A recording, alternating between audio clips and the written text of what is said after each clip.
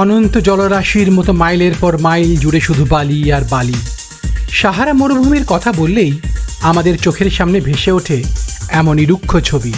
কিন্তু সেই সাহারার বুকেই নিঃশব্দে ঘটে চলেছে সবুজ বিপ্লব। নমস্কার, আমি দেবরাজ আর আপনারা দেখছেন আপনাদের প্রিয় নিম্বু পানি বাংলা।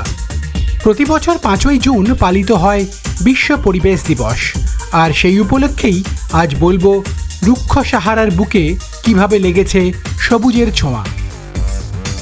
চারিদিকে শুধু ধুধু প্রান্তর, যেদিকে দুচোখ যায় শুধু বালি আর বালি। দূর দূরান্ত পর্যন্ত তাকালেও মরুভূমির বুকে জলের হদিশ পর্যন্ত পাওয়া দুষ্কর, আর সেখানেই লেগেছে সবুজের ছোঁয়া। শুনে অবাক হচ্ছেন? আফ্রিকার বিশাল মরুভূমির উষ্ণ বাদামি শরীরে সত্যিই পড়েছে সবুজের ছোপ। বিশ্বের সবচেয়ে শুষ্ক অঞ্চলে বাড়ছে গাছপালার পরিমাণ। সম্প্রতি নাসার উপগ্রহ চিত্রে ধরা পড়েছে এমনই কিছু দৃশ্য যা দেখে আমার আপনার মতো অবাক হয়েছেন বিজ্ঞানীরাও।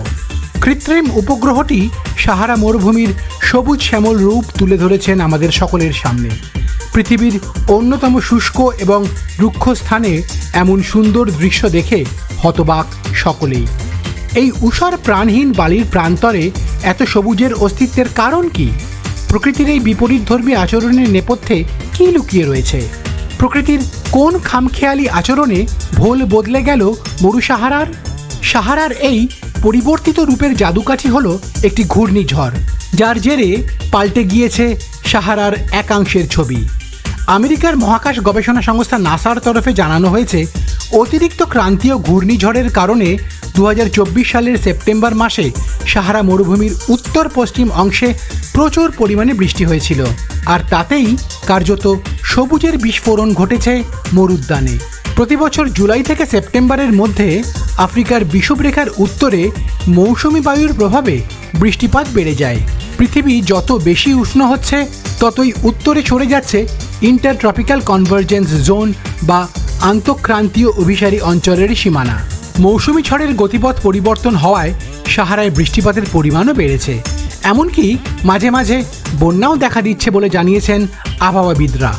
মরক্কো, আলজেরিয়া, টিউনিশিয়া ও লিবিয়ার মতো যেসব অঞ্চলে বৃষ্টি প্রায় হতোই না, এখন সেসব অঞ্চলগুলিও কার্যত ভেসে যাওয়ার উপক্রম হয়েছে। পৃথিবীর বুকে আফ্রিকার উত্তর অংশই উষ্ণতম, কিন্তু 2024 সালের সেপ্টেম্বর মাসে অন্যান্য বছরের তুলনায় 5 গুণ বেশি বৃষ্টি হয়। কিছু জায়গায় বন্যাও হয়েছিল।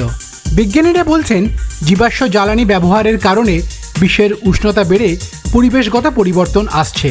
তার ফল ভোগ করছে সাহারা মরুভূমি। অবশ্য এতে শাপে বর হয়েছে পৃথিবীর সবচেয়ে উষ্ণ মরুভূমিটির। পৃথিবী যত বেশি উষ্ণ হবে, দিনের পর দিন সাহারায় তত সবুজায়ন হবে। কারণ ভারী বৃষ্টি হলে বালির আস্তরণ সরে গিয়ে মাটি বেরিয়ে যায়, আর সেই সুযোগে অনুকূল পরিবেশ পেয়ে সবুজ গাছপালা ক্রমশ মাথাচাড়া দিয়ে উঠছে। খ্রিস্টপূর্ব 2500 সাল থেকে বর্ষা ক্রমশ দক্ষিণে সরে যেতে শুরু করে, ফলে বৃষ্টির অভাবে ধীরে ধীরে মরুভূমিতে পরিণত হয় সাহারা। এবার সেই প্রকৃতির খামখেয়ালিপনাতেই সবুজ হয়ে উঠছে সাহারা মরুভূমি। বিশ্ব পরিবেশ দিবসে কেমন লাগলো আমাদের এই প্রতিবেদন? ভালো লাগলে অবশ্যই করুন লাইক, শেয়ার অ্যান্ড সাবস্ক্রাইব নিম্বু পানি বাংলা, খবরের একঘেয়েমি কাটায়।